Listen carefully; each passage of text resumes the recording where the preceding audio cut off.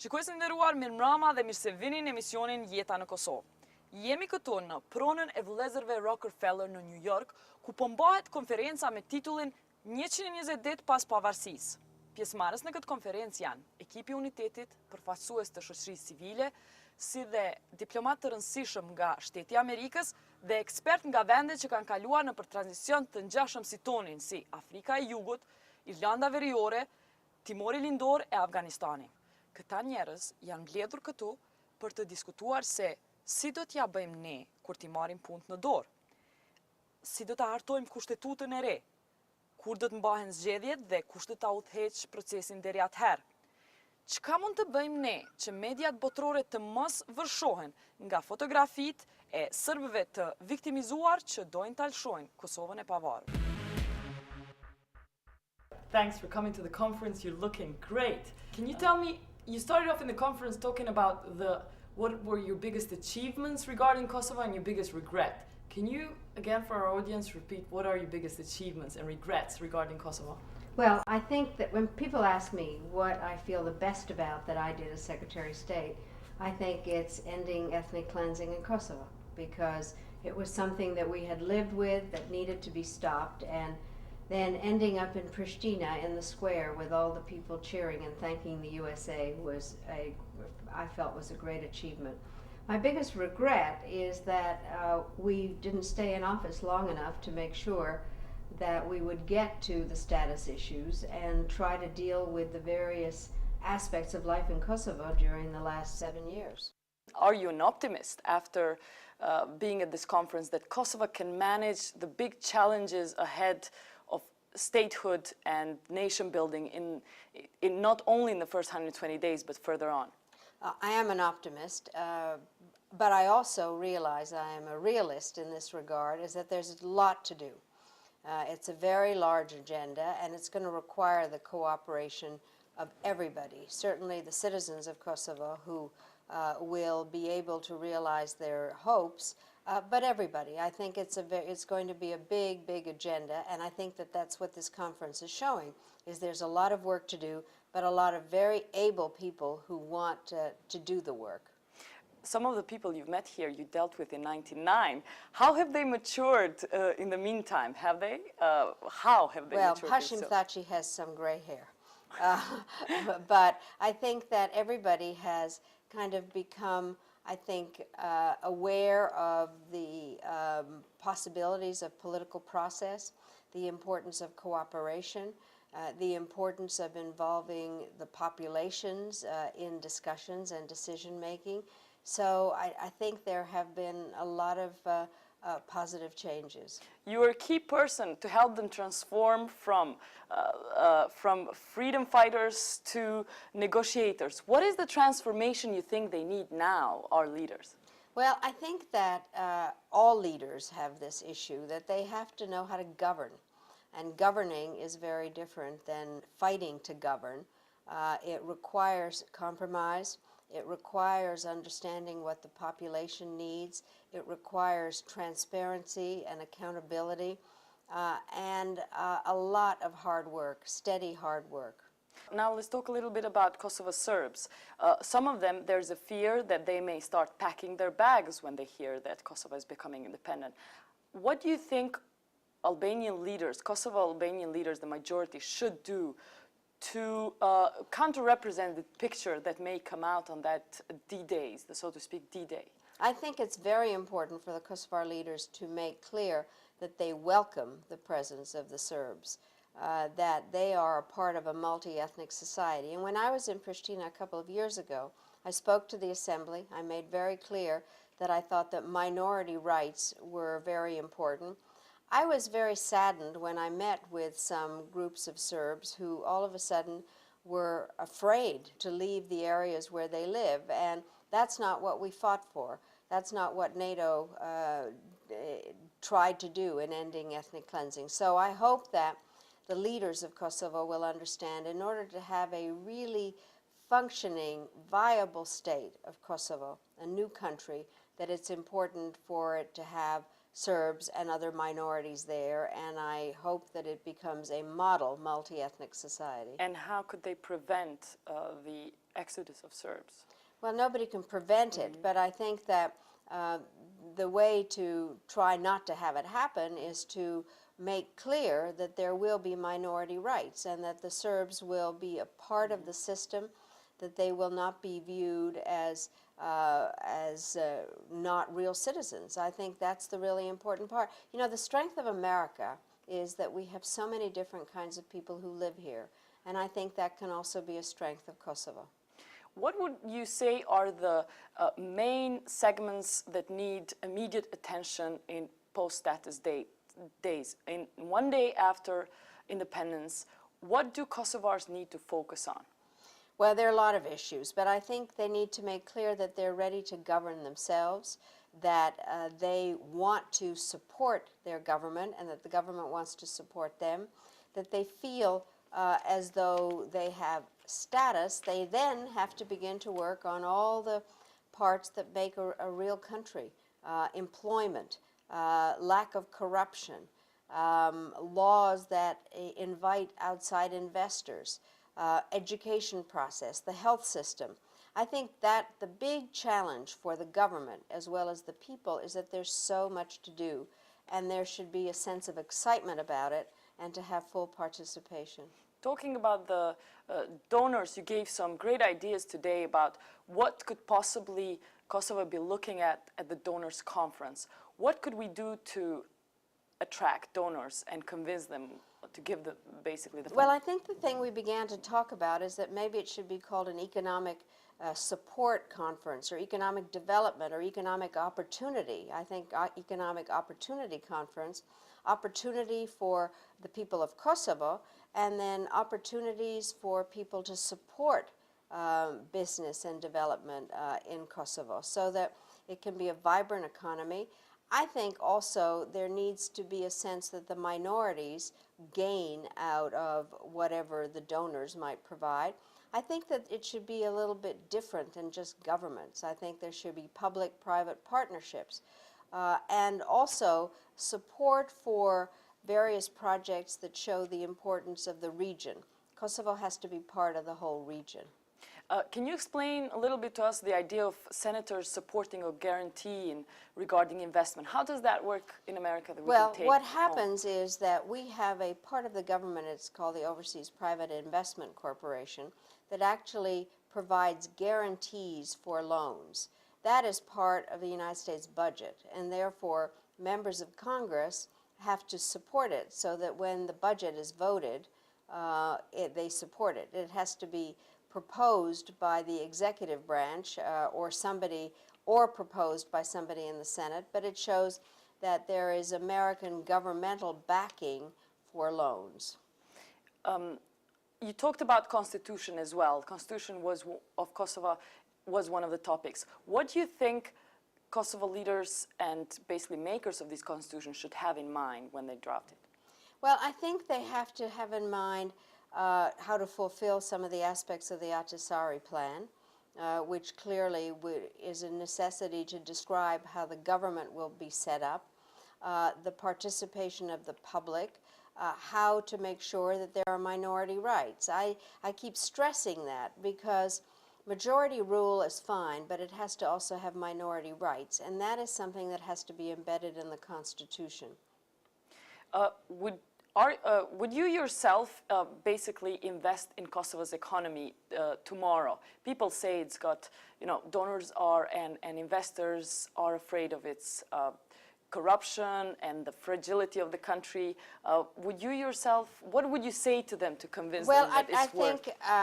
I think it's important to invest in Kosovo, but I also have to say from the other side, it is essential for the new government of Kosovo to, first of all, create investment legislation so that investors don't think that they're just throwing their money away. I think transparency is absolutely essential, and lack of corruption. I think that people are very afraid to invest in some new countries because of the corruption. And frankly, that's something that Kosovo has to work on. What is the experience of the Albright Group's economic dealings in Kosovo? Is it good? Is it bad? Well, Is we it have been encouraging? looking, frankly, at some to do with Energy? various, some energy and some to do with Telecom. telecom. But I think that part of the issue here is what we insist on, and I think we are exemplary in terms of businesses. We insist that everything be legal and transparent and that there not be corruption. Are you getting that feedback so far? That it's Sometimes. I transparent? think that's part of the issues that people are beginning to look at, is to make sure, and that's why I think we're looking forward in the future that everything is really, the deals that are made are the kind that are really, you can talk to your investors and say, you know, it's safe. It may be risky. All investment is always risky. That's part of what it is. But realistically, what sort of feedback are you getting from these dealings so far? Well, some there are good and some are not. I don't want to go into the specifics, but I think that the sense that people have that we always talk about is we want to be involved in various opportunities, but they have to be transparent. There can be no corruption. It has to be accountable. Finally, you have seen our unity team today and representatives of civil society. Don't you think the number of women is way too low?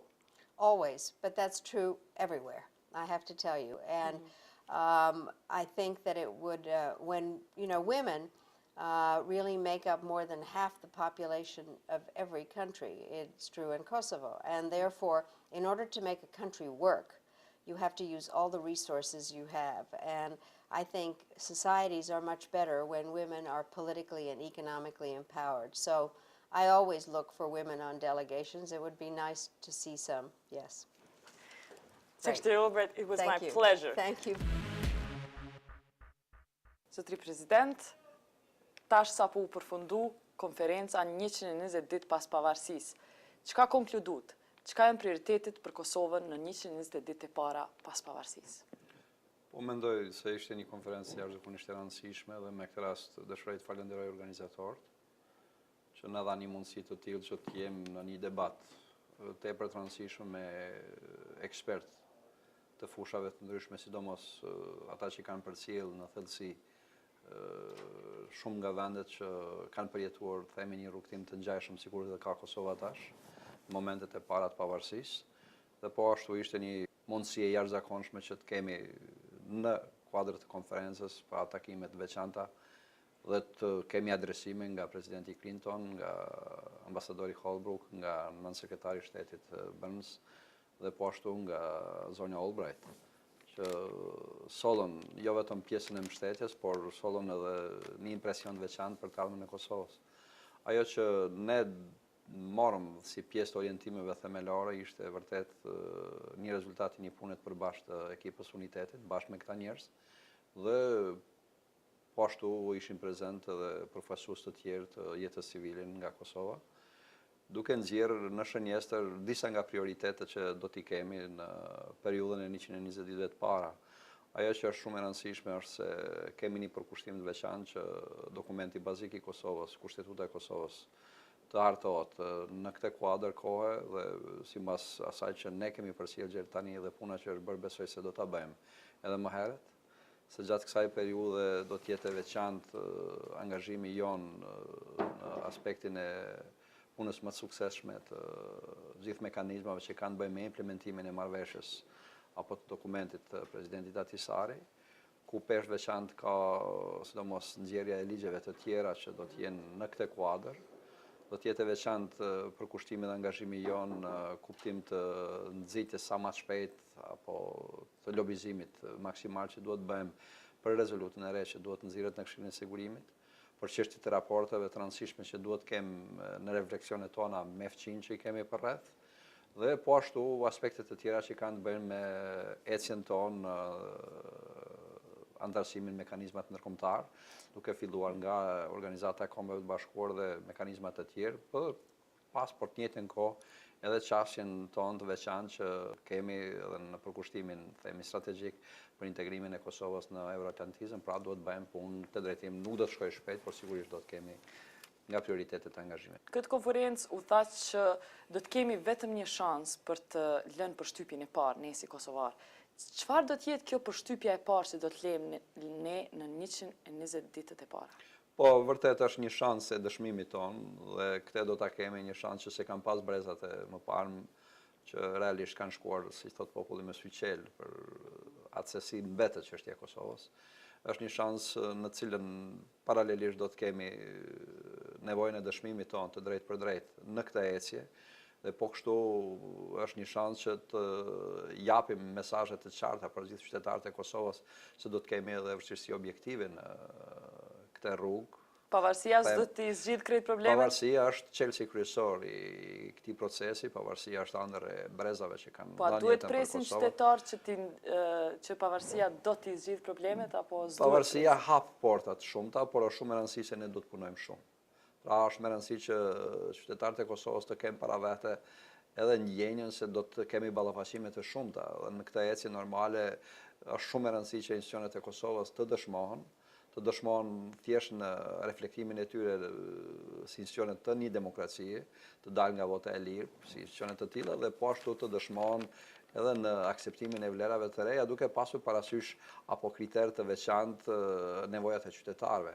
Si mendoni ju, zotni president, që duhet festojmë ne një ditë pas pavarësisë, ditën e pavarësisë? Po do të festojmë me dignitet. Atë që duhet ta bëjë çdo vend normal, duke pasur parasysh vërtet se është një çështje apo një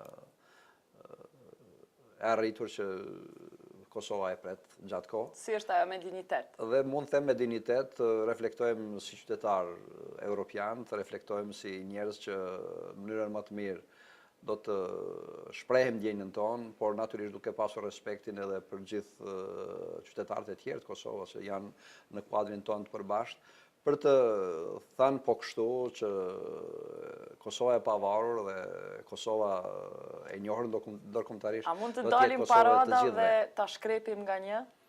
Unë mendoj se ne do të kemi një koncept qartë dhe s'mund të them sot si do të jetë gjithë ai manifestim që do të jetë në Prishtinë. Si kishit dashur ju me qenë?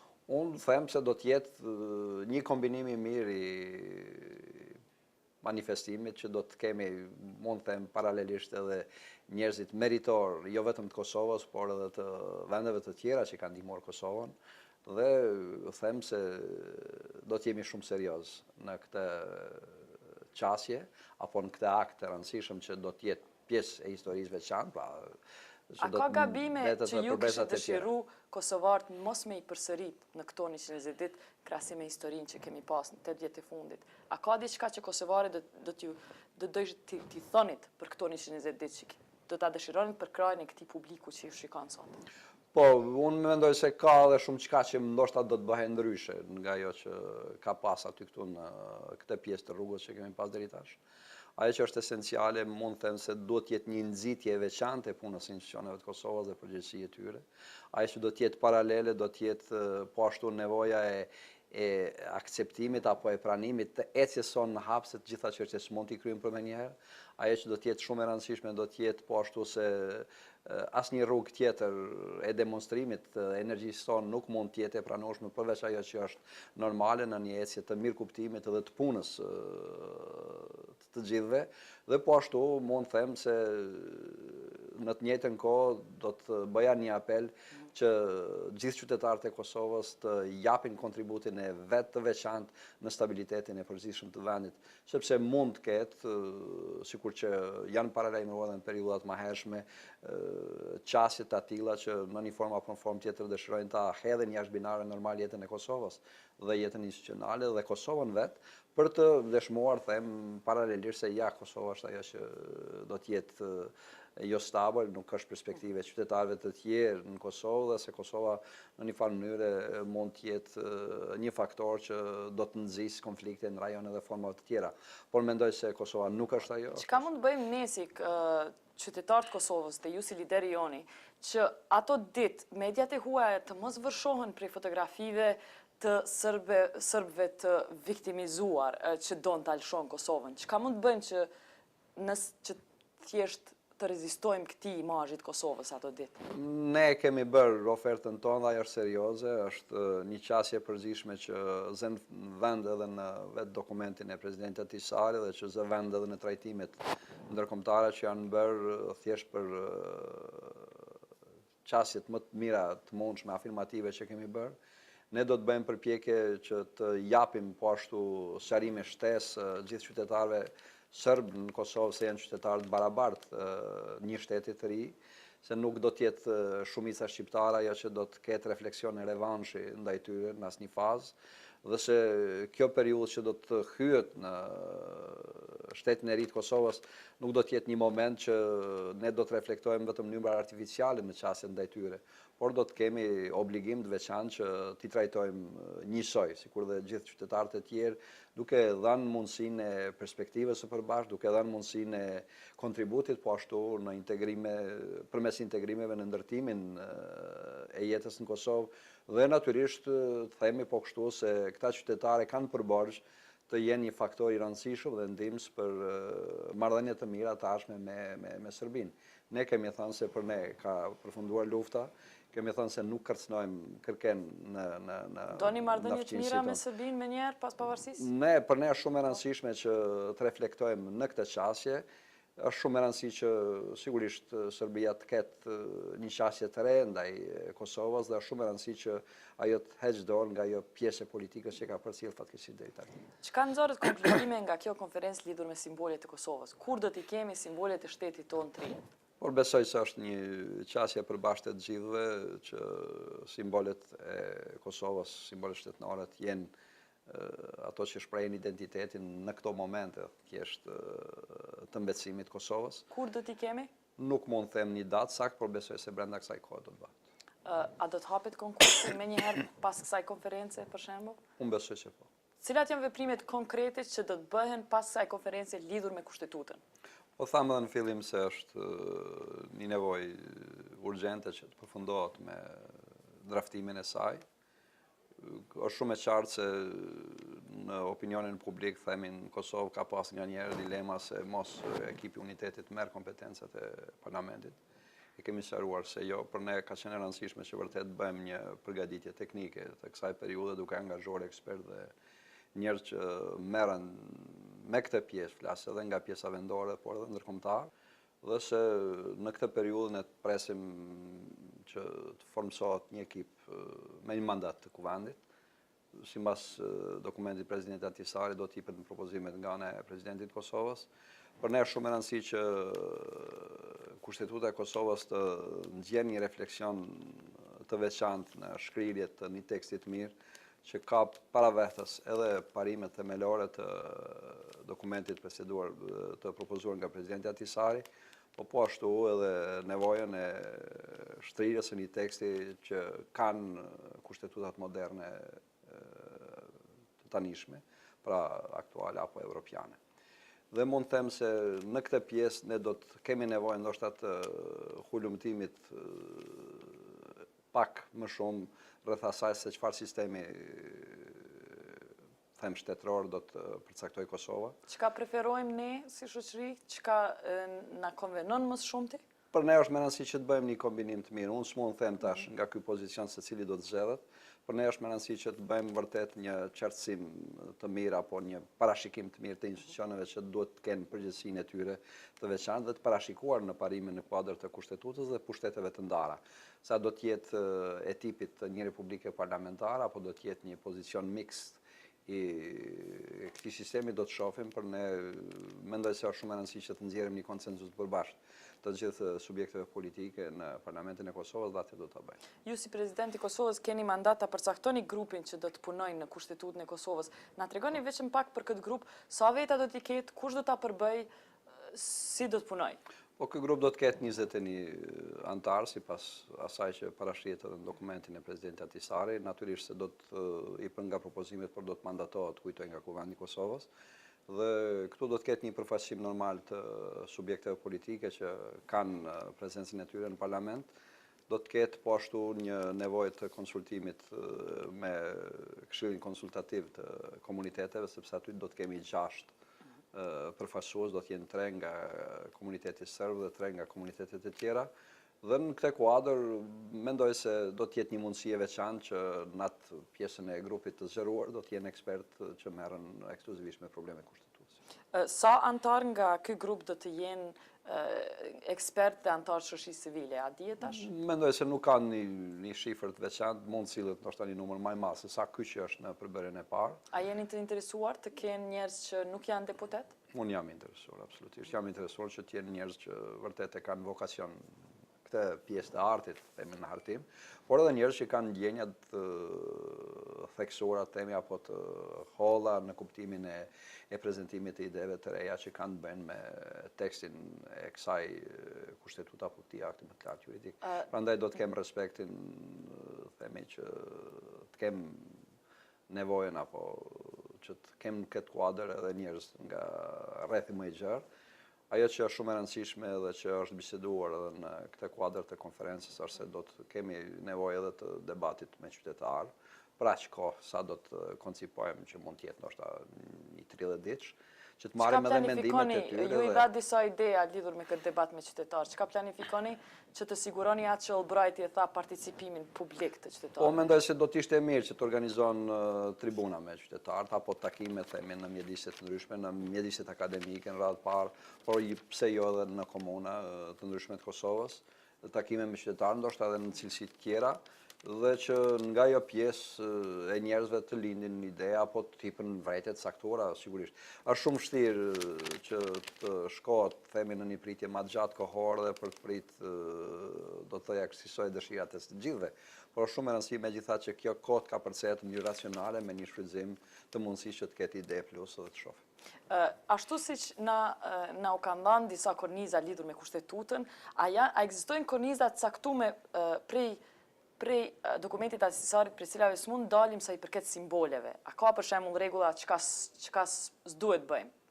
Atje kemi një formulë, ju e dini se çfarë duhet shprehen simbolet shtetërore të Kosovës, ne do të kemi parasysh që të nxjerrim një konsensus të brendshëm të subjekteve politike dhe të dalim me ide. A do të lejohet për shembull përdorimi i shqiponjës? Të shohim, unë nuk duhet të paraqitoj kur gjë. Me rëndësi është që të nxjerret një simbol që do të jetë i akceptueshëm për institucionet. Përfundimisht edhe për zgjedhje keni imri deri te një konkludim. Kur do të mbahen zgjedhjet e ardhshme në Kosovë? Kjo përputhet edhe me idenë që është edhe në vendimin e mëhershëm të profesorit special të sekretarit përgjithshëm zotit Petersen. Ju e dini se ai ka pas deklaruar që jo më pak se 6 muaj, jo më tepër se 9 muaj nga procesi i definimit të statusit politik të Kosovës. Kur do të Por ne është me rëndësi, unë jam shumë interesuar dhe themi ndjenjën edhe të tjerëve antarë të ekipit unitetit dhe kujtoj që është edhe vetë partive të tjera politike që këto zgjedhje të organizohen sa më shpejt. Sa do të jetë kjo? Po këtu parashihet do thotë një ide që është thënë dhe që ishte pajtim unanim i gjithëve që të jetë 6 muaj. Pas rezolutës? Nga kjo periudhë, nga pas rezolutës. A do të ekzistojë ekipi unitetit deri në momentin e zgjedhjeve apo jo? Ekipi unitetit do të jetë gjë në momentin e implementimit të këtyre 120 ditëve të rëndësishme. Dhe besoj që ne kemi shpreh këtë gatishmëri, themi, unanime dhe është shumë e rëndësishme që ekipi unitetit të metet në rolin e vet, jo në rol të marrjes së kompetencave të kërkuit, por në atë rolin e nxitjes vazhdueshme dhe ndoshta të një harmonizimi të politikave të përgjithshme. Do të thonë keni vendosur që në 120 ditë do të ekzistojë ekipi unitetit edhe pas, do të thonë, rezolutës së re. Po, kjo është një ide e përbashkët të gjithëve. Dhe mendoni që do ta mbajnë premtimet edhe anëtarët e opozitës? Por ne është me rëndësi që të sjellim rezultate e punës dhe besoj se po. Faleminderit shumë, President. Zotëri Kryeministër, jeni me një konferencë për me i planifiku 120 ditë të para pas pavarësisë. Na tregoni cilat mendoni ju që janë 3 prioritetet e para në 120 ditë pas pavarësisë? Unë mendoj se me njëherë pas pavarësisë më e rëndësishme është që të amortizojmë apo menaxhojmë goditjet e mundshme që mund të vinë nga reagimi i Serbisë apo i serbëve të Kosovës në momentin e pavarësimit të Kosovës, që kjo është sfida më e parë me të cilën ne duhet ballafaqohem. E dyta është nxjerrja e kushtetutës së Kosovës dhe gjithë legjislacionit i cili derivon edhe nga pakojat e saj, po do të derivojë nga kushtetuta e Kosovës. E treta është fillimi i marrjes së përgjegjësive dhe kompetencave nga UNMIK-u dhe përfundimi i kalimit të gjitha këtyre përgjegjësive brenda këtij 20 të qeveria e Kosovës. Kisha thonë këto janë 3 sfidat kryesore. Interesant që të parën e përmendet me të vërtet një që një breng më të madhe që u hap këtu. Çka mund të bëjmë ne si kosovar që mediat botërore të mos vërshohen atë ditë prej fotografive të serbëve të viktimizuar që mund ta lënë Kosovën e pavarur, nga se nuk dojnë të jetojnë atë. Çka nëse korrespondentët huaj të gjithë shkojnë atje dhe kjo fotografi del atë ditë? Çka mund të bëjmë ne të mos ndodhë kjo? Ne kemi edhe pak kohë, kemi edhe disa javë edhe që duhet të punojmë, domethënë, edhe me faktorin ndërkombëtar, por në radhë parë me qytetarët tonë serbë, që një gjë është e tillë është e panevojshme, që pavarësia është mirën edhe tyre, që dita e pavarësisë e Kosovës do të jetë një ditë gëzimi për gjithë qytetarët e Kosovës, sepse ajo ditë edhe serbët e Kosovës ju jep shumë dilema, ja qartëson të ardhmen e tyre dhe mendoj që ne në këtë drejtim duhet punojmë që t'ja shpjegojmë që mos të manipulohen. Nëse ndodhi gjë të tillë, ka të jetë manipulim drejt për drejt i tyre nga Beogradi. Kështu që po them, edhe na duhet të punojmë, do të jemi më aktiv në këtë drejtim, të thojmë që ne pavarësinë e Kosovës e dojmë edhe për ta, edhe për qytetarët serbë të Kosovës. Si kishit me dashur ju që qytetarët e Kosovës me festu atë ditë? Unë mendoj që duhet të festojmë, do të jetë thashë një jetë gëzimi, por unë mendoj që atë ditë nuk duhet ta festojmë si fitore, po duhet ta festojmë si sukses të përbashkët. Fitoria është festuar në qershor të vitit 1999, ajo ka qenë fitore. Kurse dita e pavarësisë apo pavarësimi i Kosovës është një sukses i përbashkët të gjithëve, i popullit të Kosovës, liderëve të Kosovës, miqve tanë ndërkombëtar. Kështu që duhet ta festojmë atë si sukses të përbashkët. Kur ka fitu Luan Krasniqi në boks, njerëzit kanë dalë dhe kanë festu me gjujtje dhe talltijave në ajër. Çka do t'i thune qytetarëve që kishin dashur me festu, edhe që ashtu me parada dhe gjujtje talltijave në ajër? Çka do t'i thune? Unë mendoj që na duhet qytetarët duhet të gëzohen, jam i bindur se të gëzohen, por ne si institucionet e Kosovës ne do të organizojmë një ditë festive dhe do të presim që atë ditë të jetë një organizim i përbashkët dhe festimi të jetë mirë të organizuar. Ato ditë Kosova do të jetë në lupën e gjithë botës, të shihet se apo din ta menaxhoj vetveten. Çka kishit dashur ju në ato 120 ditë me ju ndihmu qytetarët e Kosovës? Në çka keni më së shumti nevojë dhe për krajën e tyre për shembull? Me rëndësi është ato 120 ditë dalin mesazhet pozitive për Kosovën, që Kosova të dëshmohet se vërtet Kosova është e gatshme të jetë shtet i pavarur, e gatshme ta qeverisë vetveten, që është një vend stabil, një vend funksional, një vend që vërtet dëshiron që të akomodoj pakicat në vendin e tyre, kështu që këto mesazhe duhet të sillen. Në radhë parë, domethënë, është stabiliteti, qetësia, uniteti dhe përkushtimi, duhet të shihet përkushtimi për implementimin e pakos dhe mesazhet të jenë vërtet që jo që Kosova është e gatshme për pavarësi, po t'japin përshtypje që është edhe vërtet se pavarësia është vënë në Kosovë. Në këtë konferencë keni folë për disa pregaditje që është duke i bërë qeveria lidhur me 120 ditë e para, disa grupe të tranzicionit, apo na folni pak se çka jeni duke bo momentalisht për të planifikuar për 120 ditë e para? Ne kemi kriju disa grupe punuese për tranzicion. Është grupi për qeverisje, është grupi për legjislacion, është grupi për administratë civile, për siguri publike, këto janë disa grupi për ekonomi dhe me radhë, domethënë grupi për legjislacion është duke i pastru të gjitha ligjet të nxjerrura në Parlamentin e Kosovës, duke i hek gjitha referencat e UNMIK-ut dhe duke kosovarizu, domethënë që gjitha referencat janë të qeverisë së Kosovës, institucioneve të Kosovës. Deri më tash 137 ligje janë pastruar dhe janë kosovarizuar, kisha më thonë. Dhe ky grup gjithashtu është duke ndjek hartimin e gjithë legjislacionit i cili del nga marrëveshja Ahtisaari, domethënë pakoj Ahtisaari. Grupi për qeverisje është duke i hartu gjitha ato për shembull Ministrinë e Punëve të Jashtme. Dhe duke marrë me kalimin e kompetencave të rezervuara nga UNMIK-u të qeveria e Kosovës dhe duke hartu strukturat e ministrive të reja në këtë radhë dhe më thonë edhe Ministrisë së Punëve të Jashtme, Ministrisë së Mbrojtjes së gjë. Grupi për administratë publike është duke u marrë në atë parë me dokumentacion dhe ne jemi duke bërë përgatitjet që me njëherë pas statusit qytetarët e Kosovës të pajisin me dokumentet Kosovës, me pasaport kosovar, me letë njoftimi, patent shoferat, gjitha të kene identitetin kosovar. Mandej, grupi për rend dhe siguri, duke për kalim kompetenca, nga unë miku në Ministrinë e Punëve të Brendshme, Ministrinë e Drejtësisë dhe Policinë SHPK-n. Këto janë, Sa janë afër gjitha këto përgatitje, edhe sa ju duhen për me qenë gati në minutën që Këshilli i Sigurimit e qetë rezolutën e re të ndërmeni këto kompetenca. Sa jeni gati? Jemi gati. Kosova është gati. Ne pavarësia Kosovës nuk na befasoj, do të na gjetë gatshëm, po ky kalim nuk do duhet për një ditë, po do të filloj nga dita e pavarësisë, do të gjatë 120 ditë. Dhe me atë ditëve ne me siguri që do të marrim gjitha përgjegjësitë e kompetente. Falet për Ministrinë për Punë të Jashtme. Shumë kosovar pyesin se pse nuk i kemi në këtë moment që na nevojitin në botë lobimet sa më të mëdha në vendet kryesore, pse ende nuk i kemi zyret, për shembull në zyrën e Kosovës New York, kush na nal me paste? Po, na statusi, domethënë statusin e kemi që disa përfaqësues në New York dhe ka reagime shumëta. Ka reagime nga vendet e ndryshme, pse Kosova ende nuk është shtet, pse po nxitojmë me këto, pse sot presim më pak. Malizi për shembull ka pas zyret ekonomike edhe para se u bë shtet. Ka pas, po. Pas duhet ta kemi ne. Duhet ta kemi ne, po ne nuk duhet bëjmë improvizime për arsye se vetëm disa javë na ndajnë nga pavarësia e Kosovës.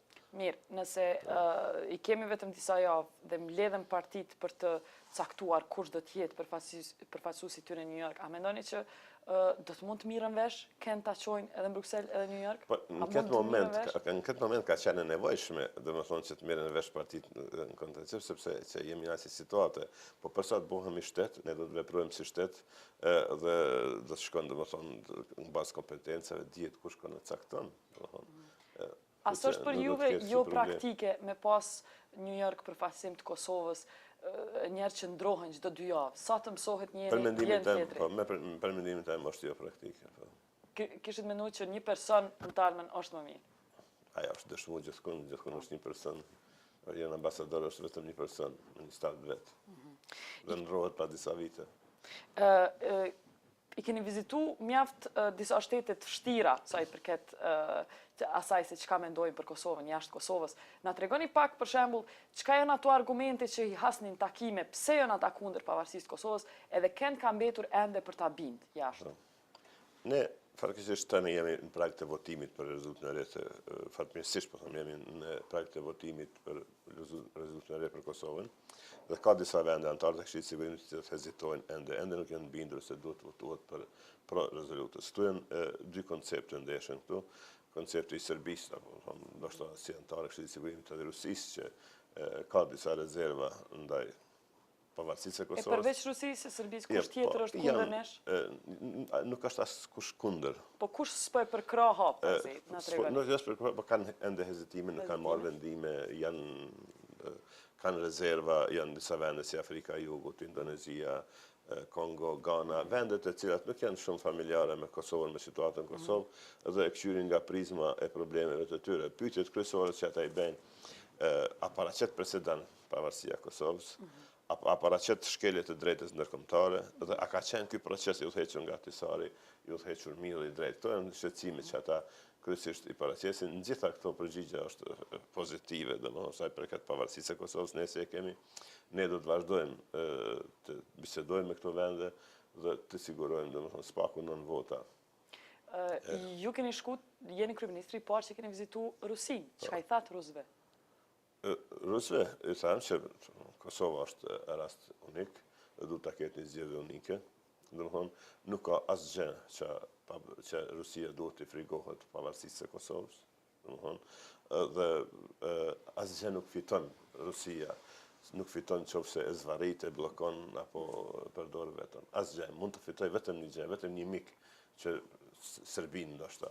Dhe do t'i hup shumë mistete, do të hup autoritet, do të hup prestigj në botë, anëse radhitet në anën e vendeve që në mbështesin, rezolutën do të fitoj miq, do të fitoj respekt, dhe mendoj që këtë pyetje do ta bëjnë edhe ata, do të mendojnë për këtë edhe ata vetë. Në këtë konferencë ju keni qenë më i hapur edhe me participantët sërb. Sa po keni mundësi në teren me i bo pjesë procesit ashtu që keni pas mundësi këtu? Thjesht, apo mendoni që po keni rast me i përfshi në proces ashtu që keni pas rast në këtë konferencë dhe si keni bo sërt muni në këtë konferencë, ju personalisht? Ata sërbë që një mirë në konferencë, për arsye se nuk e kanë pas asken nga Beogradi prezent këtu, po kanë qenë vetëm sërbë Kosovës. Kudo që ne shkojmë ku nuk ka influencë nga Beogradi, sërbë sjellën mirë dhe na mirëpresin dhe na ndëgjojnë. Kam pas shumë raste në Kosovë ku ka qenë para parë vizita jeme, reagimi i parë ka qenë pozitiv, shumë i serbëve të Kosovës që të takohen me mu, po posa kanë dëgju dikush, domethënë, aty ne ja kanë ndalu. Fatkeqësisht ende ata janë shumë të dëgjueshëm, apo ndoshta nuk janë të dëgjueshëm, po shumë kanë droj, frikë nga Beogradi dhe ende hezitojnë që në mënyrë publike të takohen me neve, sepse një takim me njerë do të thotë legjitimim i realitetit në Kosovë, legjitimim i institucioneve të Kosovës dhe një gjatë të tillë Beogradi ende nuk ja lejon. Prej rasteve ndërkombëtar, të ekspertëve ndërkombëtar që ishin këtu, a ka diçka që mendoni që na morëm si përvojë prej asaj që kanë dëgjuar në këtë konferencë vendeve si Irlanda e Jugut, Irlanda e Veriut, Afrika e Jugut? Ishte fati mirë që organizatorët e kësaj konference kanë ftuar vërtet ekspertë apo liderët të cilët kanë bërë ndryshime në vendet e tyre që kanë disa ngjashmëri me Kosovën. A ka Kosova diçka të përbashkët me këto vende apo jo? S'ka për Kosova nuk ka të përbashkët, po kanë kaluar për disa faza, domethënë që të ndërtimit të shtetit, për shembull Afganistani, domethënë pas luftës kanë ndërtuar institucionet e veta, kanë ndërtuar shtetin, ka bashkëpunuar me donatorë të ndryshëm faktorë ndërkombëtar, Timori Lindore kanë ndërtuar shtetin, ata kanë pasur luftë, kanë pasur administrim ndërkombëtar dhe e kanë fituar pavarësinë. Janë disa ngjashmëri, por ne mendoj se gjithë ato i kemi të kaluar, ndoshta një vit pas lufte kanë qenë për neve apo dy të rëndësishme, por tani ne vetëm i kemi ndërtuar institucionet, i kemi ndërtuar demokracinë, i kemi ndërtuar praktikat tona dhe po nuk po them se nuk ka qenë dobishme, ka qenë interesante. Çka është duke bo qeveria lidhur me 3 çështje që janë diskutuar në këtë konferencë, kushtetutën dhe simbolet më pari. Lidhur me kushtetutë, çka është bo dhe lidhur me simbolet, çka është bo? Në kushtetutë ne kemi krijuar një grup punues, dhe i cili është duke punu, domethënë, kushtetuta A është kuadër qeverisë ai grup? Ja, është në kuadër të grupi strategjik për tranzicion, është grupi kushtetues, dhe qeveria merr pjesë normal, domethënë, gjitha partitë politike, gjitha institucionet janë pjesëmarrëse këtë. Mirë, po u dha një kritikë që ai kushtetuta është duke i kriju paksi në të fshehur dhe nuk ka pas participim publik. Pse? Duhet të ketë participim publik, por tash tani me gjithë kushtetutën tonë, kushtetuta jonë i ka disa kufizime, i ka disa specifika, domethënë se duhet të përfshin veti shumë gjërat apo gjitha ato që i ka para pako atisare që të përfshihen. Në këtë pako ne jemi për tash gjithë kushtetin që jemi përcaktuar për një sistem demokratik, demokracia i ka ato vlerat e veta të cilat janë njohura dhe të përfshihen aty. Kushtetutë nuk ka befasi, kushtetutë nuk ka shumë debat si duhet bëhet, domethënë kushtetuta e Kosovës bëhet, sepse ne i kemi debati për kushtetuta, po gjatë procesit të negociata aty në pakon atisare të përcaktuar shumë gjëra që duhet i përmbajë kushtetuta. Nuk është përcaktuar çfarë sistemi dëshirojmë, dëshirojmë sistem presidencial, gjysmë presidencial apo parlamentar, disa çështje kryesore. Për këto çështje ka nevojë debat. Ka nevojë debat dhe ne jemi pajtu këtu dhe prej kësaj sa keni pa ju në qeverisi, sa keni qenë, çka mendoni që Kosovës i konvenon më së shumti? Sistemi presidencial apo parlamentar? Ja mendoj parlamentar. Ne do shkojmë besoj se do shkojmë në sistemin parlamentar, po ndoshta do të shkojmë po ta bëjmë linjë zgjedhje që presidenti të zgjedhë drejt për drejt, me zgjedhje të lira, jo nga Faleminderit. Një kritik tjetër që u shfaq këtu për lider të Kosovës përgjithësi është që i ndigjojnë më shumë të hujt se që i ndigjojnë qytetarët e vet. A ka me fillu kjo me ndru një ditë pas pavarësisë ajo? Nuk është ashtu, nuk është e vërtetë që ne ndigjojmë na liderët e Kosovës më varet nga vota qytetarëve, llogari i japin qytetarëve. Kështu që ne jemi të kujdesshëm që të vetëm të ruajmë partneritetin me ndërkombëtarët, domethënë që të kemi një partneritet të cilin e kemi ndërtu, domethënë me vitet e tëra dhe që është i nevojshëm për zhvillimin e martëteshëm të Kosovës. Jemi na vetëm sa jemi të kujdesshëm se jo se i ndëgjojmë ndërkombëtarët. Dhe në varësisht ndërkombëtarët është një term i gjerë, jo gjithë njësoj. Mirë, diplomatët e huj, do me thonë një ditë pas pavarësisë, nuk ka me ndru kjo qasje ndaj qytetarëve. E mirë e keqe, s'ka me ndru? Një ditë do të ndroj, sigurisht do të ndroj se ne me ditën e pavarësisë bëhem shtet dhe atë sjellemi si shtet. Ne kemi ende nevojë për një diplomaci të ndryshme që vetë të bëjmë, domethënë, veprime diplomatike, një sjellje diplomatike, të kemi që të përfitojmë miq, të përfitojmë prekras, që të vimë deri te dita e pavarësisë. Me ditën e pavarësisë ne bëhemi shtet, veprojmë si shtet, sjellemi si shtet, jemi zot në vendin tonë, jemi sovran dhe atëherë. Cilat shtete ju kanë met që do t'i vizitoni 6 javë të ardhshme? Nëse 6 javë të ardhshme janë kruciale për Këshillin e Sigurimit, cilat kishit pas ju qef me vizitu? Ne kemi bisedu këtu, ne duhet të vizitojmë disa vende afrikane, disa vende të Amerikës Latine, të janë anëtarë të Këshillit të Sigurimit, Kinën duhet ta vizitojmë. Por edhe A do të shkonin në Kinë? Mendoj që po. Është domethënë duke përgatitur një gjë të tillë, por ne duhet jemi të fokusuar në New York. Ktu merret vendimi, këtu janë diplomatët botëror, këtu janë ambasadorët e vendeve të tyre dhe ne unë do të qëndroj me kërkesën e grupit të unitetit, por edhe kërkesa udhëheqësve domethënë amerikan, do të qëndroj edhe 2 ditë në New York. A është ndaj datë e caktuar në cilën e dim që Këshilli i Sigurimit do të diskutojë, do të votojë? Nuk është datë e caktuar, por para përfundimit të majit. Para përfundimit majit. Domethënë ka fundi i majit. Eventualisht ditët e para të qershorit, eventualisht, por shumë ditët e para, domethënë 3-4 ditë mas javë. Mirë, çka është duke punu qeveria e Kosovës duke marrë pjesë ose grupi i unitetit lidhur me simbolet e Kosovës? Simbolet e Kosovës, na duhet i definojmë simbolet e Kosovës. Kur? Pse po i vënojmë?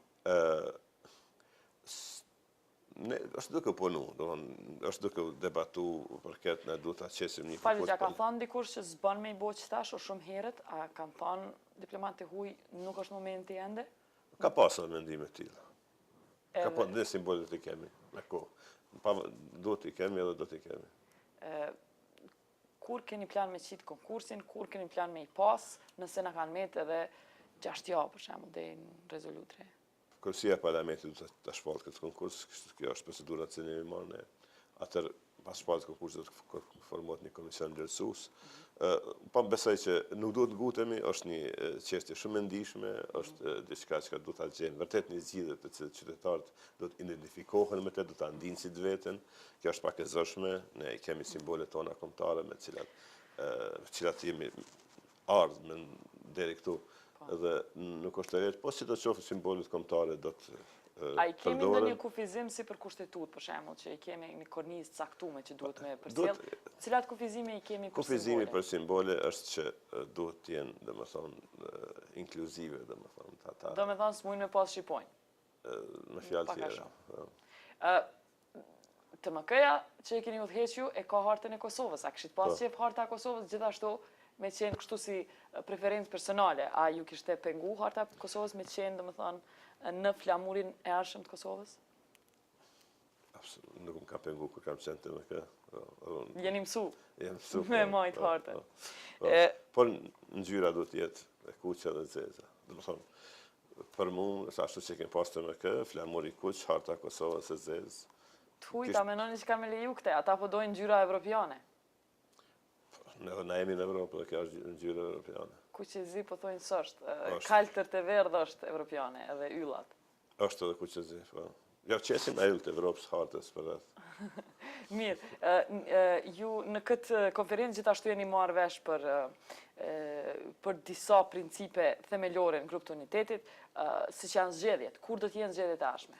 Zgjedhjet e tashme do të jenë sa më shpejt që është e mundshme. Domethënë, ne llogarisim 4 muaj ditë është ajo faza e tranzicionit. Për 4 muaj ne duhet të marrim gjitha kompetencat nga UNMIK-u duhet të largohet nga Kosova dhe pas 120 ditëve zoti i Kosovës është një institucionet e Kosovës.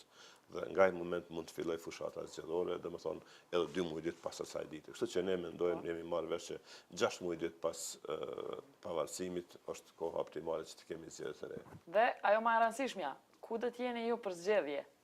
Në Kosovë. Ata që dojnë po, mirë, në Kosovë po. Në Kosovë po, me kanë. Me popullin e Kosovës. Ja, do të jenë në Kosovë. Njerëz që dojnë me ju përkra, ka nevojë me ditë, me kanë keni me qenë, ku mund me qitë votën për ju? Ta shohim, pavarësohet Kosova. Ajo është më rëndësi, kjo është objektivi. Pavarësohet Kosova, ta përcjellim UNMIK-un, t'i marrim përgjegjësitë, t'jemi zot e vendit tonë, t'jemi shtet, edhe kjo është misioni im. Pjetër të kthyerim atëre. A keni interes me qenë lider politik në ndonjë parti politike që ekzistuese momentalisht? A do dilni me akën? Unë jam antar i AKs, normal, dhe më thonë, ka qenë formula e koalicionit me cilën, dhe tash për tash jam aty, shohim. Në këtë konferencë gjithashtu diskutu brenga se a do të ekzistoj ekipi unitetit, edhe pas nxjerrjes rezolutës. A do të kemi ekip të unitetit? Ja, po kjo është konfirmu, ne dje kemi konfirmu për kushtimin tonë, që ne do të punojmë si ekipi unitetit deri në 120 ditë, deri në implementimin e pakos, deri në marrjen e kompetencave dhe përcjelljen e UNMIK-ut.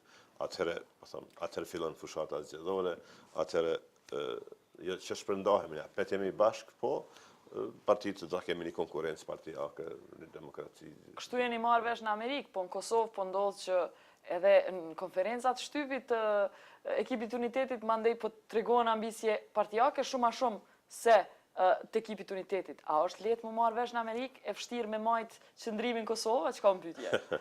Ja, nuk është, ne asi qëndrimi patë edhe këto, po gjithë liderët janë ambicios dhe ambicjet kanë vështirë ka jetim shefin ambicjet e tyre dhe nuk kanë kujdes mjaftueshëm se ku duhet të shfaqet.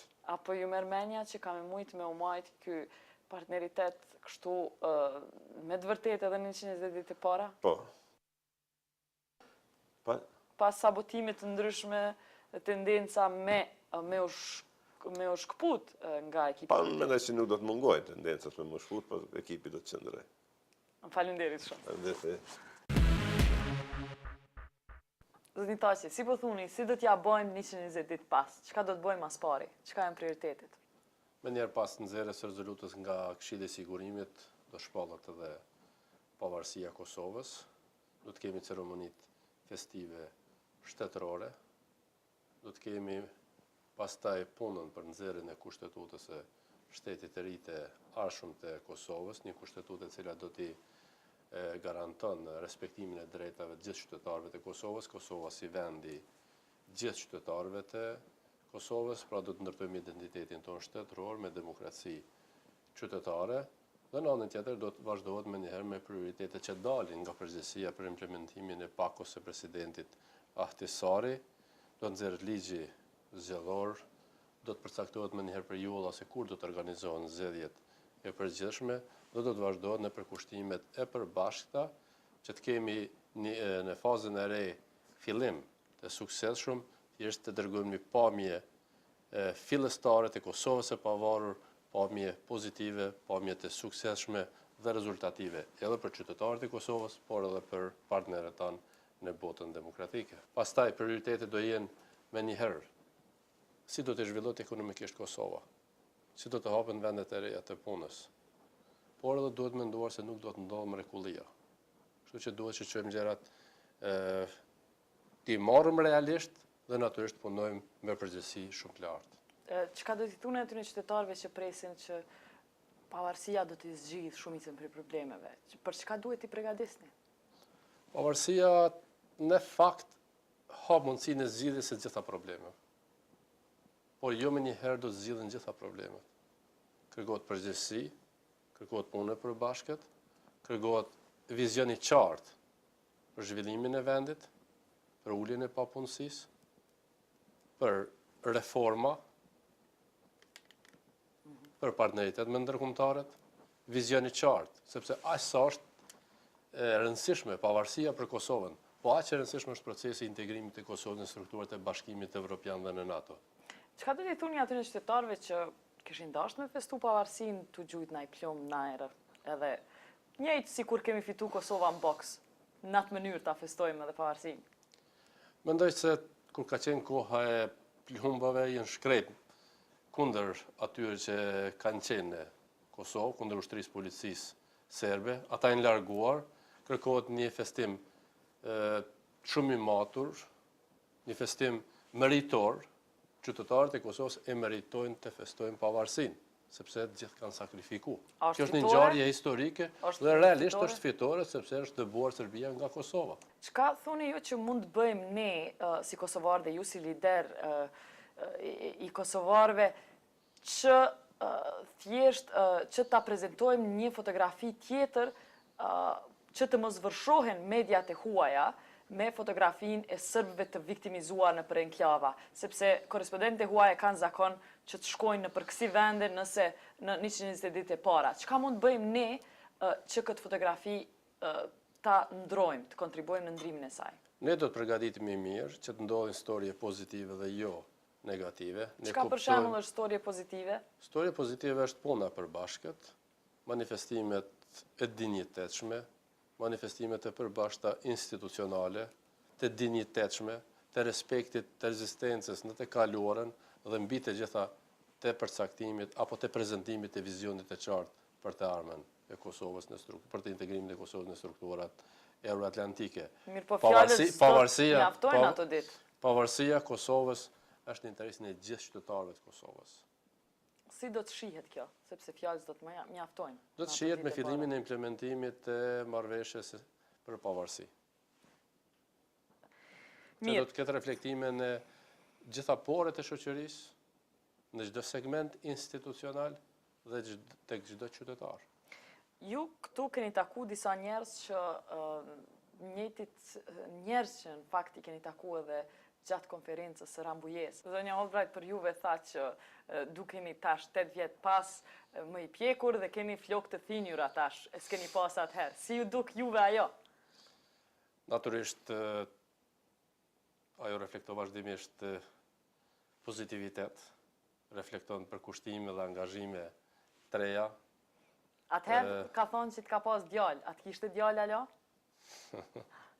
Ne kemi qenë partner shkëlqyshëm, kemi arritur marrëveshje historike për Kosovën, kemi pasur mirëkuptimin e përkushtimet e përbashkëta, për arritjen e marrëveshjes në Rambuje kemi arritur bashkërisht atë marrëveshje, kemi ruajtur komunikimin e përhershëm, mund të them edhe ditor gjatë bombardimeve të NATO-s, e kemi kultivuar dhe thelluar atë bashkëpunim edhe pas largimit të Serbisë nga Kosova dhe natyrisht se është një mrekulli të takosh çdo herë me zonjën Albright.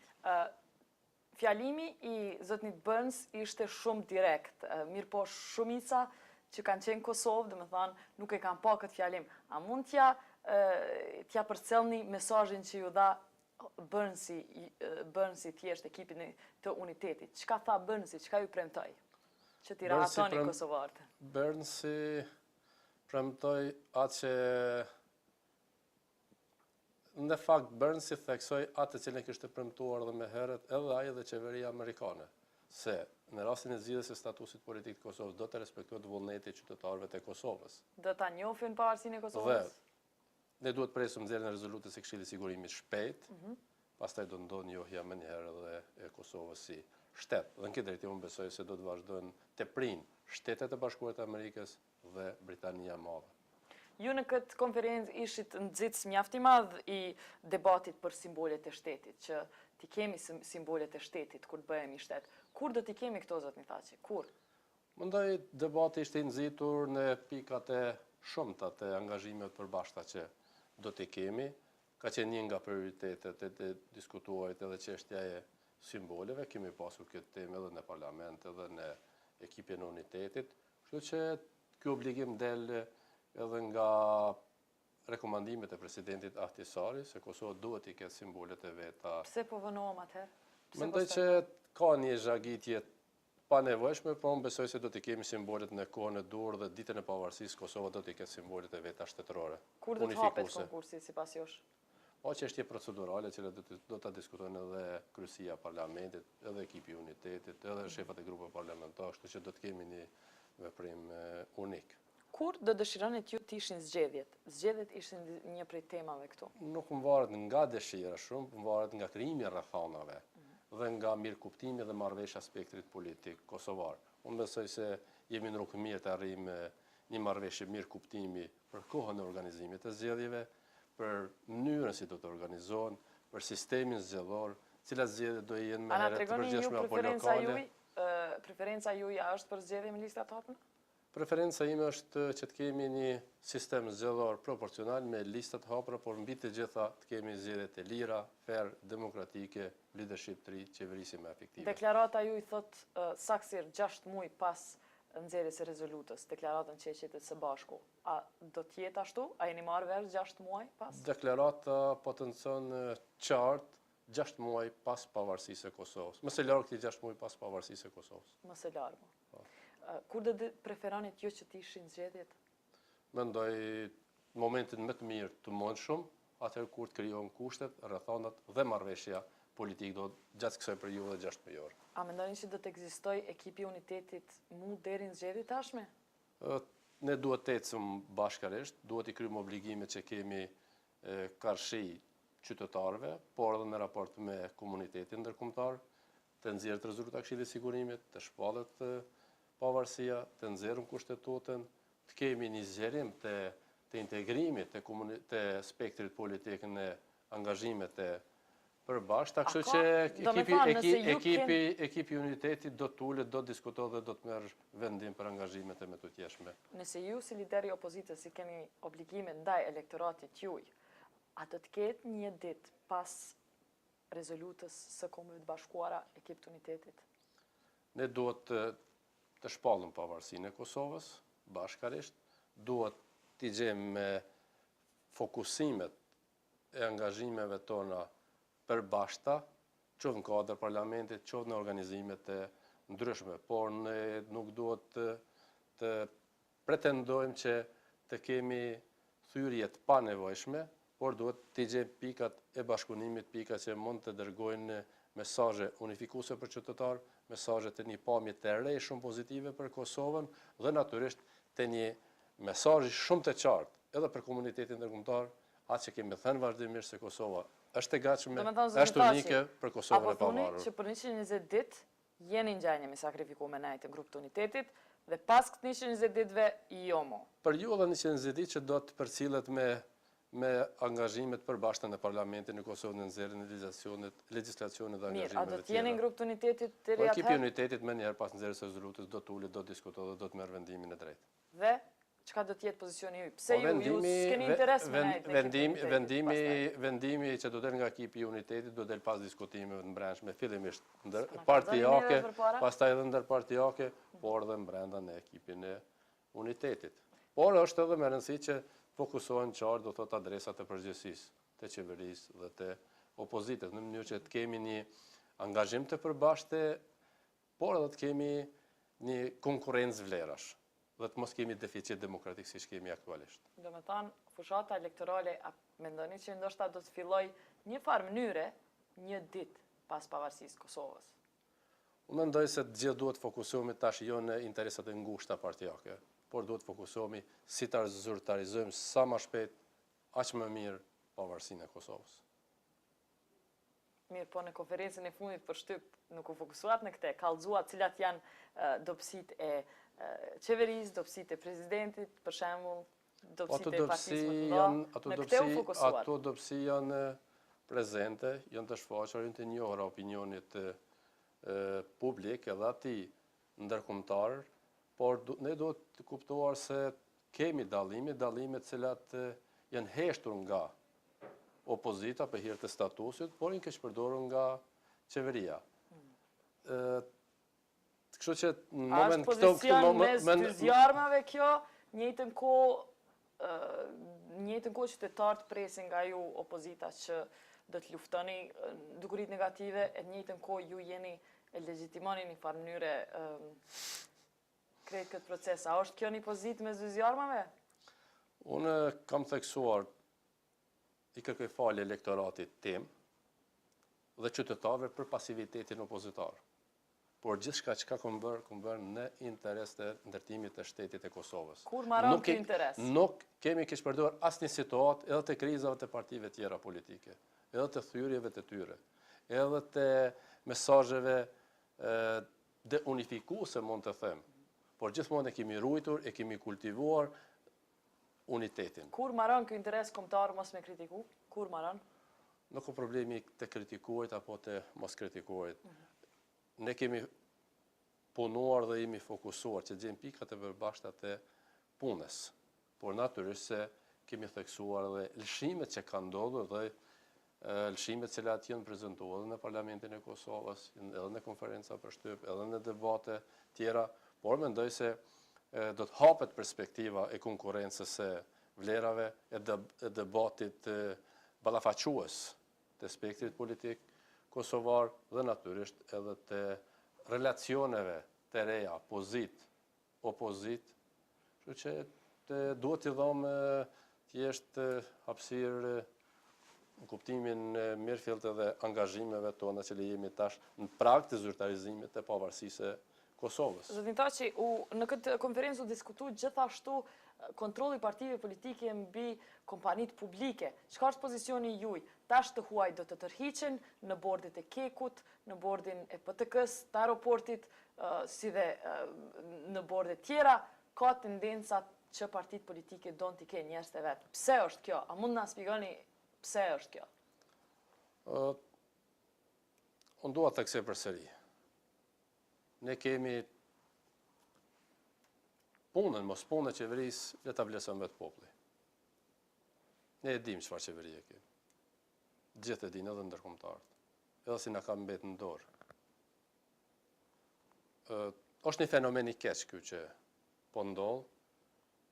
Dua të sqaroj pse është kjo. Pse është i keq? Pse është ky nxitim i këtyre njerëzve për të shitur pasurinë e Kosovës para statusit politik? O interes personal, apo është partijak, apo është grupor, apo është... Por në interes Kosovës nuk është. Prandaj, ne do të morëm qëndrimet edhe se përket këtyre angazhimeve, qëndrimet cilat mund të jenë rivlerësuese pas statusit politik. Ju t'ishit pozit, a do t'insistonit kishit njerëz në për këto borde ku janë kompani mjaft me ndikim? Fokusimi im kryesor është qeverisës, do thot inkadrimi i njerëzve profesionistë dhe jo të zyrtarëve partijak, siç po ndodh. Do t'i mbani të pavarura disa nga këto institucione, do t'lejanit? Do t'integrojmë njerëz profesionistë, njerëz me përgjegjësi profesionale dhe jo të kontrollit politik. Faleminderit. Faleminderit pastaj. Mr. Crampton, can I ask you, why are you in this conference?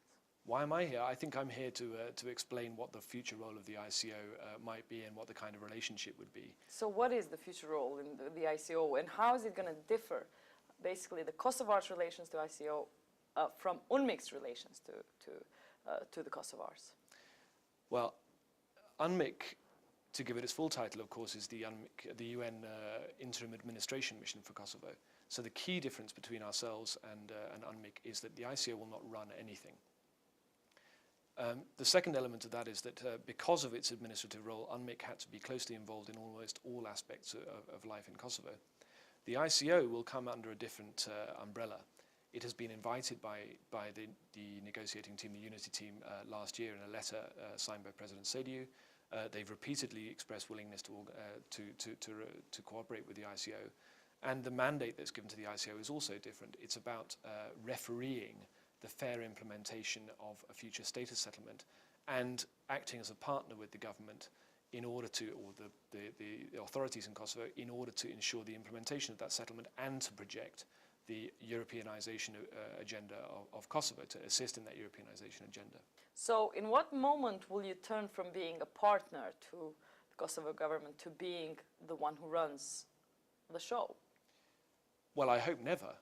And in terms of running the show, as I say, the settlement, by my reading at least, doesn't provide for the ICO to run the show at all.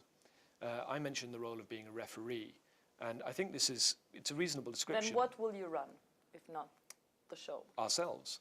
The function of the ICO is to oversee the implementation of the settlement, but that implementation is by the Kosovo government. The authorities of Kosovo, the political leaders of Kosovo, they will be responsible, and not only for the implementation of the settlement, for all of the activities of government that normally are carried out by government, for the functioning of healthcare systems, things that are not covered by the settlement. That too will be the exclusive responsibility of the authorities in Kosovo. One of the concerns that was opened in this conference was the concern that the mission that you're planning might have a stronger leadership than basically the fragile institutions of Kosovo, which we know are fragile at this stage. What if you become simply stronger, and if you are stronger than the Kosovo institutions, and will end up doing most things because you would be more effective? What if that happens? Well, I mean, it's a hypothetical question, so it's pretty difficult to answer, to be perfectly honest. I mean, I think I have to say that that concern was not raised with me. In any case, the mandate of the ICO does not allow for the ICO to run. It is not to run the institutions of Kosovo. It is not an administrative mission, and it cannot be an administrative mission. UNMIK hasn't consulted the civil society enough during the time it was there. How will you change that relationship with civil society? Part of the thing I think we need to get away from in Kosovo is the idea that the international community is the institution to which Kosovo turns in time of trouble. So if NGOs or the media or individuals have difficulties, it is very natural that in the past they've approached the SRSG. I would hope in the future that they would approach the government and the institutions of Kosovo, because they will have the responsibility for both the implementation of the settlement, but also, as I mentioned earlier, for all of the functions of government. The ICO is there as a monitor. It's there to oversee that implementation of the settlement. But in terms of redress for grievances or a vehicle for addressing concerns raised by civil society, those are properly addressed to the government and institutions of Kosovo. But what if Kosovo leaders listen more to international community than they do to their own people? Well, I hope that we can say that they should listen more to their own people and not so much to us. Will you continuously say that? Well, it's not really for me to say. It's for the ICR when he or she is appointed to say. But I would hope yes. Will you have a code of conduct for internationals that come to be a part of this new mission? Well, this is an idea that has been raised with us over the last couple of days, and I think it's a very good idea. To be perfectly honest, it's not something that we had really considered before. There's another idea that Veton Saroy raised as well, which is this idea of a compact, as he called it, between the future ICO and the authorities and principal political parties of Kosovo. I think it's an agreement about how the ICO and the ICR, the International Civilian Representative, will interact with the political leaders of Kosovo, an understanding about the nature of the relationship between them. I think it's a very good idea. It's for the ICR himself to agree and negotiate and agree such a compact after his or her appointment. And as for a code of conduct, I think that also is a very good idea. I hope it's something that we can do. What will happen to a future international officer of your mission if they do something wrong? But it depends what you mean by something wrong. What I mean by something wrong is something similar to what we've had with a scenario on the last incident that happened in Kosovo, for example. That's on Kosovar's mind. What will happen then? Or will there be, basically, is there immunity around this new in this new mission? What will it differ in that sense from UNMIK? In that sense, it will, I have to say, differ very little. Yes, there would be immunity. This is where I think a code of conduct is a very good idea, because it holds members of the international community, members of the ICO, but to it doesn't a apply standard to them, no? to a standard of behaviour which they should adhere to. As for immunity, this is common to all international institutions everywhere. And it would have to be common to the ICO as well. Why wouldn't something change if we've seen how things happen in the past? Because frankly, I don't think that the member states are going to second people to a mission in which they don't have that immunity. It's not because this is a blanket way of protecting international personnel from redress if they do wrong. It is a way of ensuring the integrity of international institutions from intrusion by frivolous domestic political activity. To give you an example, outside Kosovo, by the attempt to prosecute, or not prosecute, but to apply domestic law in order to get access to documents which are part of a negotiation with government, which in any normal circumstance would be protected by conditions of confidentiality. Okay. Since you have been in Macedonia and seen that transition and Ohrid agreement happen, what is in common and what are the lessons we can take on from that agreement, how it was implemented and has worked, if you agree? What can we take on from that transition there?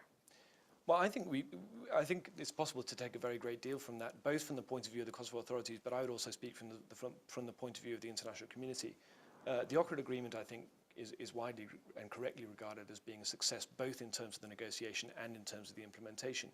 The interesting thing about it, of course, was that there was no international powers that needed to be used in order to ensure that. What could you have maximally used in that agreement that you never We had a great deal of diplomatic leverage, and we will have the same degree of diplomatic leverage in Kosovo. It's quite difficult to explain what that means, but it's something you know when you see it. And I would hope that we can achieve the same thing in Kosovo. My feeling and the outcome of this conference indicates that there's a great deal of political goodwill to implement the settlement. And if that goodwill continues, and if the implementation of the settlement is smooth, then the powers that are inherent in the mandate of the ICR will never have to be used. Could you have discharged an official according to the Ohrid agreement then if they didn't accomplish certain things? No. No. But you can do that in the Kosovo agreement. That is the outcome of the negotiations in Vienna, yes. Thank you very much. Thank you. Have a nice trip back to Pristina. Thank you, and you. Zoti Abazi, ishte konferencë e ekipit negociator me shoqërinë civile. A është kjo jashtëzakonshme? Po, mund quhet e jashtëzakonshme për faktin se për herë të parë po flitet për çështjet konkrete pas statusit.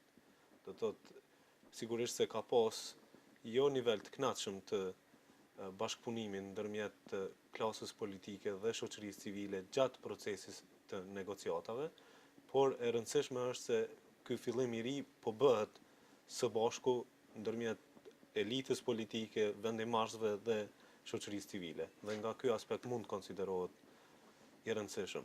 Pse në konferencë të tillë ishte edhe shoqëria civile prezente këtu? Natyrisht që shoqëria civile o çdo vend demokratik, se edhe pretendimet e vendeve që t'jenë demokratike duhet përfshin patjetër sektorin e tretë. Dhe shoqëria civile si sektori i tretë në Kosovë ka luajtur një rol të jashtëzakonshëm gjatë gjithë periudhës së arritjes aspiratave të popullatës të Kosovës. Në fakt, nëse kthehemi mbrapa para luftës, e gjithë shoqëria kosovare ka funksionuar si shoqëri civile dhe natyrisht që kapaciteti që ndodhet aty, edhe kapaciteti ndërtuar pas periudhës luftës, do të ishte e pakuptim që të lihet jashtë procesit të implementimit marrëveshjes, po edhe ndërtimit të Kosovës së re. Si arritët me bind ekipi negociator më ul me një vend, me një hapësim për 2 ditë me qenë përballë shoqërisë civile? Si u arrit kjo?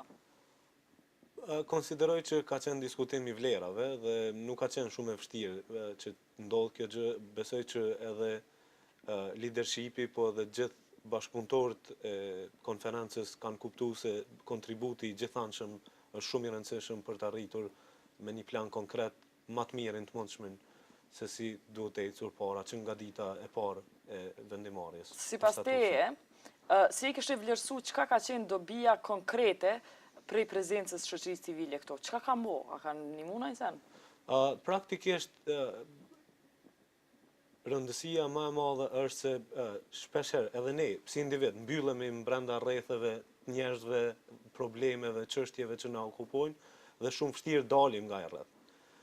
prania e shoqërisë civile jo që vetëm ofron freskinë e një mendimi tjetër alternativ, ofron edhe mundësinë që të qasjet të fërkohen, të ndeshen, dhe jo domosdoshmërisht qasja e shoqërisë civile është më e mira ose e anës tjetër më e mira, por kur ky fërkim ndodh patjetër se ka një rezultat tjetër i cili është rezultat i një energjie të bashkuar, do të kisha thënë. Pas s'kan drejt me thonë politikan thjesht ne i fitojmë votat, ju çfarë mandati keni? S'keni ju çka me fol këtu, ne i marrim vendime sepse neve na kanë marrë votat për këtë punë. Këtu është një problem konceptual i kuptimit demokracisë. Vota nuk do të thotë demokraci. Është një vendim që ndodh brenda një dite dhe mund të ketë njerëz që brenda 2 ditë ndrojnë mendjen e tyre se jo domosdoshmërisht ja kanë dhënë njëri dorë. Do thotë shoqëria nuk është çështje e ngurtë. Njerëzit lëvizin, mendimet zhvillohen, konceptet avancohen dhe gjatë gjithë kohës shtresa ndryshme të njerëzve mendojnë ndryshe prej atyre që edhe janë zgjedhur nëpërmjet votës popullit. Unë nuk e konsideroj se me automatizëm ata që marrin votat do të vendosin për gjithçka gjatë gjithë mandatit tyre. Do të jetë proces dinamik i konsultimeve me qëllim që, si thash, rifreskohen idetë.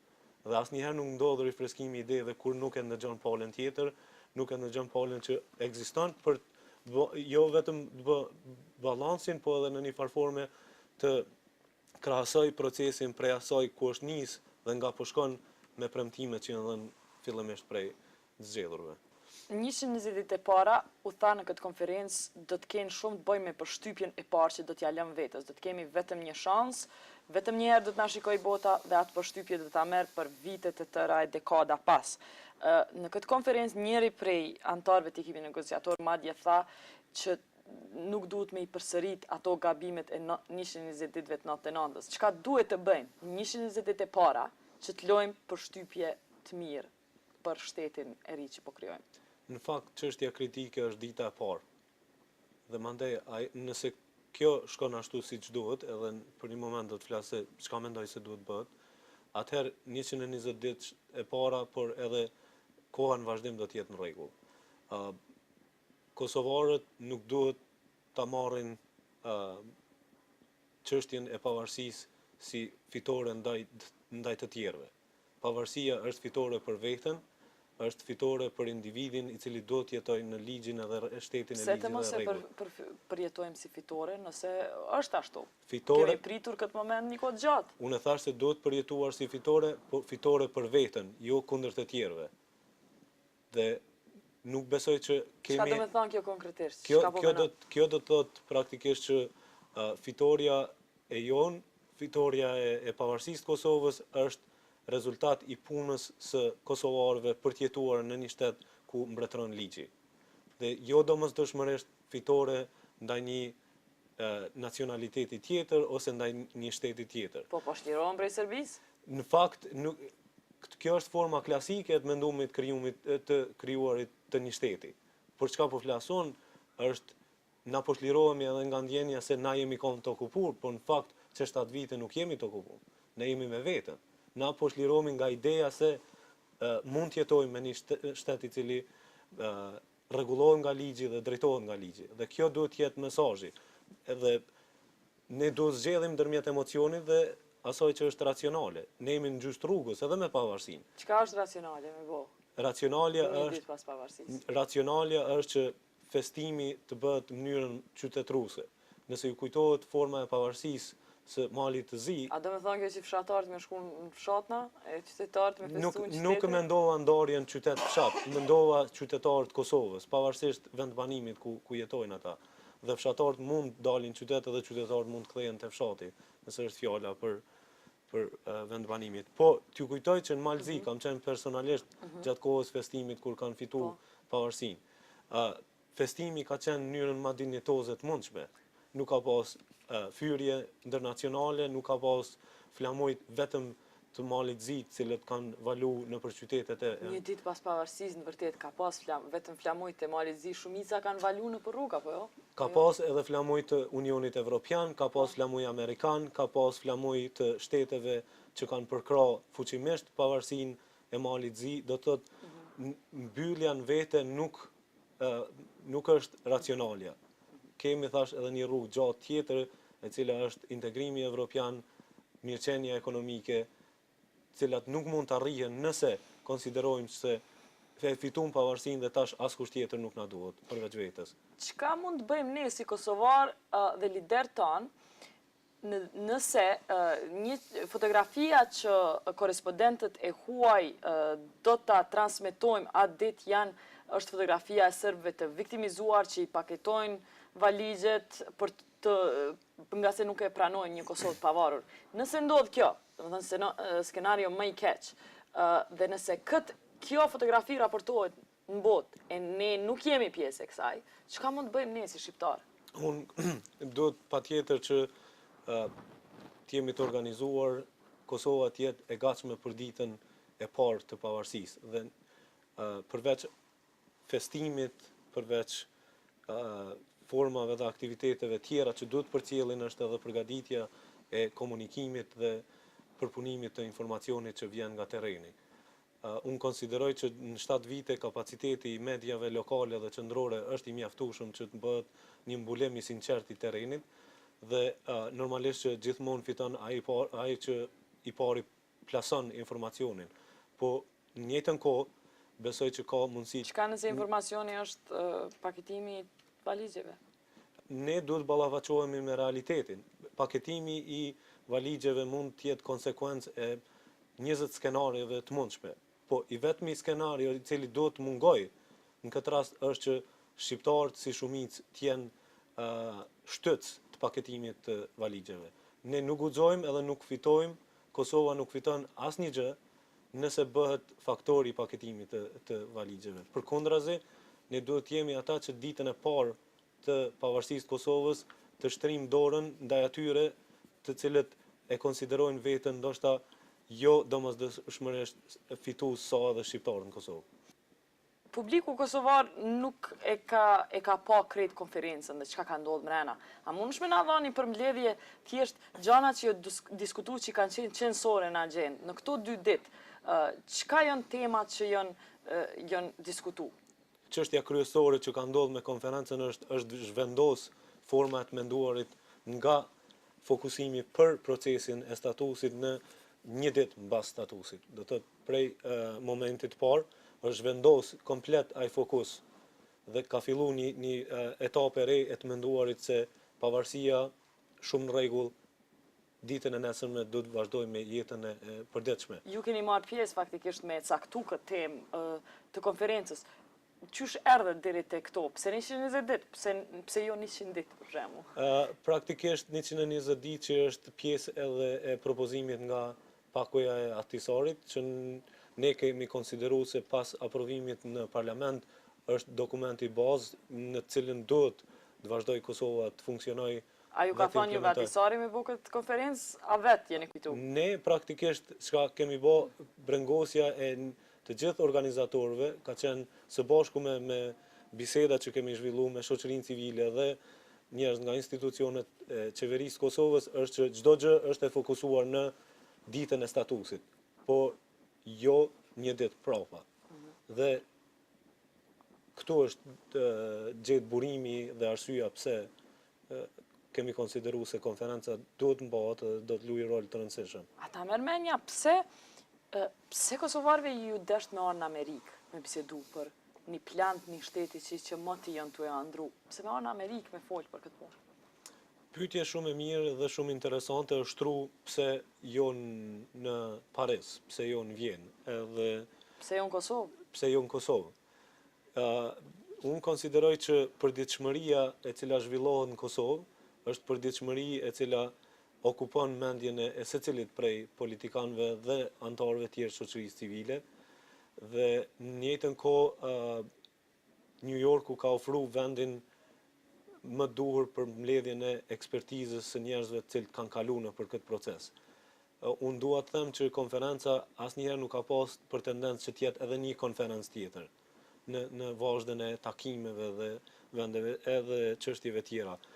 Konferenca ka dashur të sjellë eksperiencë praktike nga Afganistani, nga Timori Lindor, nga Afrika e Jugut, nga Irlanda Veriore, njerëz cilët në lëkurën e tyre kanë përjetu kalimin nga varësia në shtetësi të plot.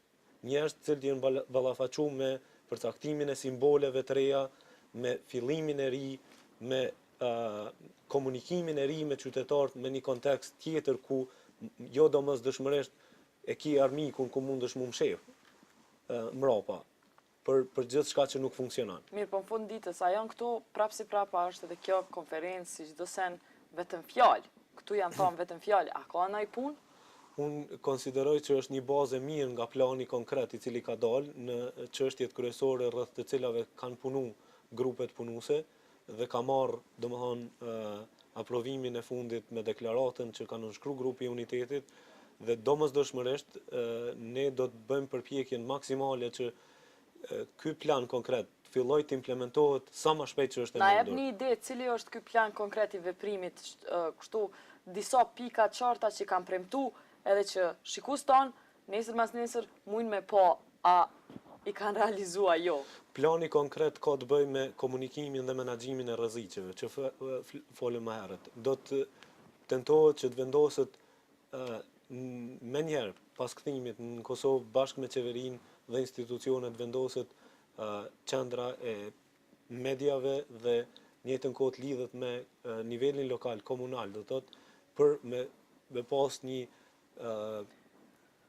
plan konkret të veprimit prej ditës parë, festimit, çfarë forme do të bëhet ajo, si do të festohet nivelin komunal, si do të festohet në kryeqendrën e Prishtinës, cilat do të jenë aktivitetet të cilat mund përfshihen dhe ku do të mund shfrytëzohet në mënyrë racionale qytetëruese energjia e akumuluare e qytetarëve për me prit një ditë tjetër. Çka tjetër janë marrë vesh me bo këtu? Tjetër që është e rëndësishme në kuadër të komunikimit është ajo që ju folet më herët që tentohet praktikisht që informacionit t'i hidhet dritë plotësisht. Nëse ngjarja është dikun mund të jetë e orkestruar ose jo e orkestruar, po spaku të reflektoj realitetin dhe rrethonat në cilat kanë ndodhur.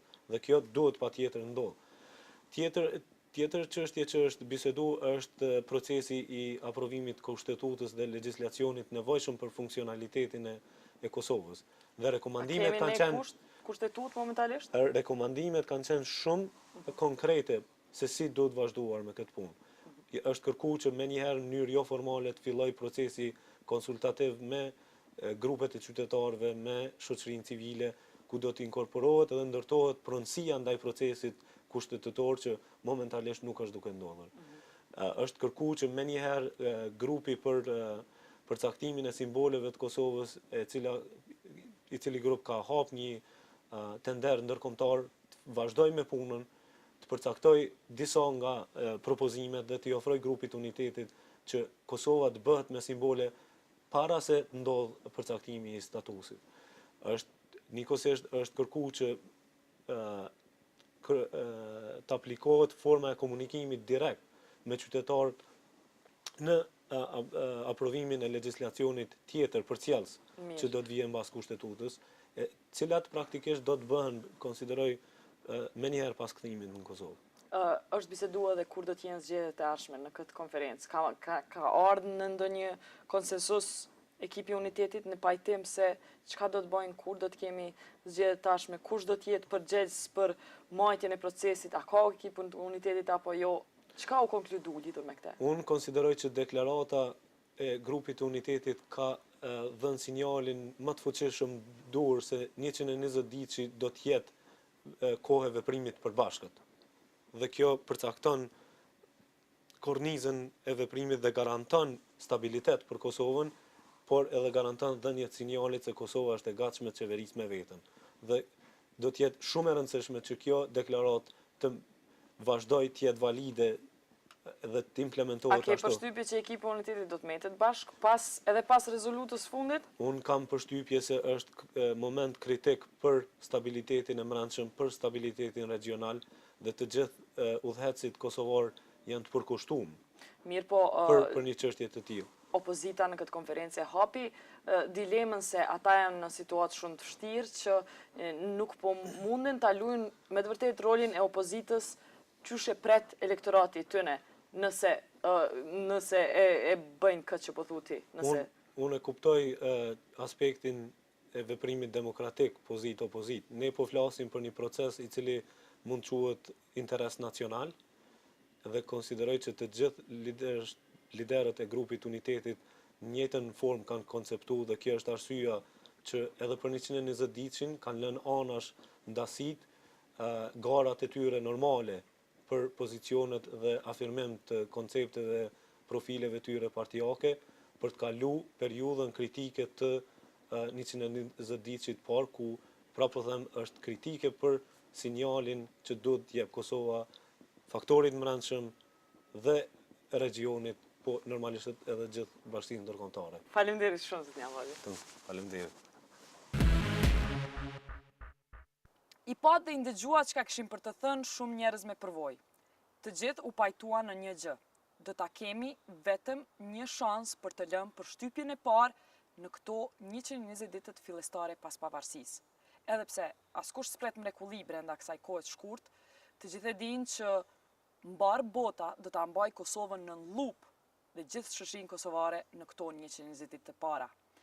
Shpresojmë që do të jemi më të mençur se sa që ishim në qershorin 99, 120 ditë e para pas lirimit të Kosovës. Urojmë që të jemi aq të pjekur sa të festojmë pavarësinë me dinjitet e mençuri e jo me allti. Kaq për sonte natën e mirë nga New Yorku. A ma mirë në Kosovë a në Amerikë?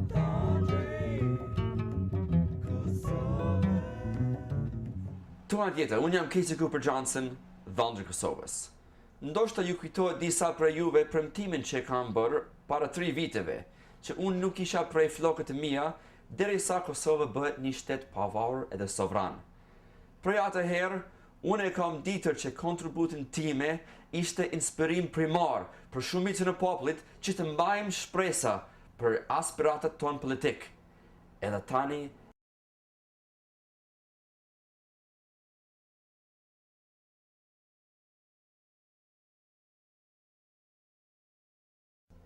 ka ndodhur diçka që kërcënon shkatrimin e të gjithë përpjekjet që e kemi bërë për pavarësia. Dikush e ka infiltruar flokët e mia me një sum biologjik të morave. Me këtë kam,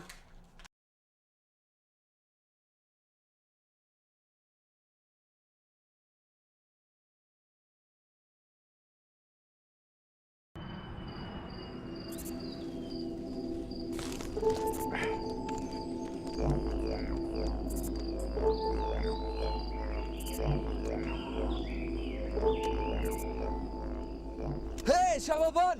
Mos prej flok të dhondrit! Kjo është shtëpia jona!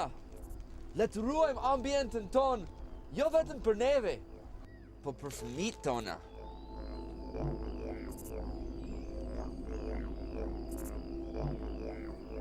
Ani pra, si ndihesh ty e tu këtu në kryt të dhondrit? Vallaj, punë s'ka, rrymë s'ka, edukimin e dopt, unë për vetin